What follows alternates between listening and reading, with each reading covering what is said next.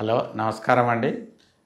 నేను డాక్టర్ గంగాధర్ రెడ్డి మల్లు, శ్వాస సంబంధ వ్యాధి చికిత్సా నిపుణుని. సో ఈరోజు కొంచెం న్యూమోనియా గురించి నేను కొన్ని మాటలు మీతో చెప్తాను. న్యూమోనియా లేదా లంగ్ ఇన్ఫెక్షన్. సో లంగ్ ఇన్ఫెక్షన్ను ఇంగ్లీష్లో న్యూమోనియా అంటారు. సో ఈ న్యూమోనియా వచ్చినప్పుడు పేషెంట్కు దగ్గు రావటము, జ్వరం రావటము, ఒక్కొక్కసారి ఛాతీలో నొప్పి రావటము, ఆయాసం రావడం జరుగుతూ ఉంటుంది. సో న్యూమోనియా ఎక్కువగా చిన్నపిల్లల్లో అంటే 5 సంవత్సరాల లోపల వారికి మరియు పెద్దవారిలో అంటే 60 సంవత్సరాల పైబడిన వాళ్ళల్లో ఎక్కువగా కనపడుతూ ఉంటుంది. న్యూమోనియా ఈ వాతావరణంలో మార్పులతో, ముఖ్యంగా ఈ మాన్సూన్స్ అంటే వర్షాకాలము, శీతాకాలము, ఈ సమయంలో కూడా న్యూమోనియా ఎక్కువగా వస్తూ ఉంటుంది. న్యూమోనియా ఇదే కాకుండా ఏదన్నా వేరే జబ్బులు ఉండేవాళ్ళు అంటే క్రానిక్ బ్రాంకైటిస్, షుగర్ ఉండేవాళ్ళు, కిడ్నీ ప్రాబ్లమ్స్ ఉండేవాళ్ళు, హార్ట్ ప్రాబ్లమ్స్ ఉండేవాళ్ళు, లేదా వయసు మీరిన వాళ్ళు, లేదా క్యాన్సర్ చికిత్స జరుగుతున్న వాళ్ళు, వీళ్ళల్లో న్యూమోనియా ఎక్కువగా సోకుతూ ఉంటుంది. సో న్యూమోనియా వచ్చిన వాళ్ళకు సిమ్టమ్స్ లేదా లక్షణాలు ఏముంటాయంటే జ్వరం రావటము, దగ్గు రావటము, దగ్గినప్పుడు కళ్ళెబడటము, ఒక్కోసారి ఛాతీలో నొప్పి రావటము, లేదా శ్వాసలో ఇబ్బంది కలగటం, ఇవి ముఖ్యమైన సిమ్టమ్స్.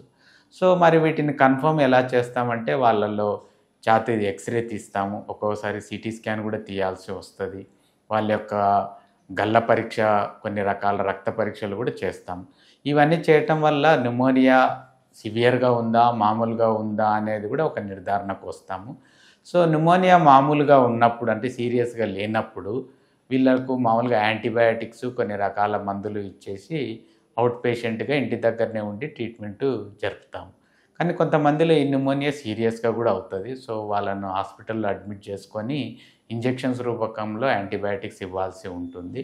సో న్యూమోనియా కొన్ని రకాలుగా న్యూమోనియాలు మామూలుగా ఉంటాయి, కొన్ని రకాల న్యూమోనియాలు చాలా సీరియస్గా కూడా ఉంటాయి.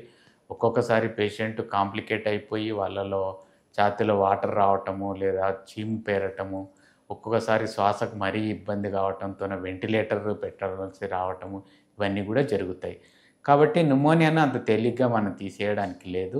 సో సరైన సమయంలో సరైన పద్ధతిలో నిర్ధారించుకొని దానికి సరైన వైద్యం తీసుకొని న్యూమోనియాను నివారించుకుంటే మంచిది.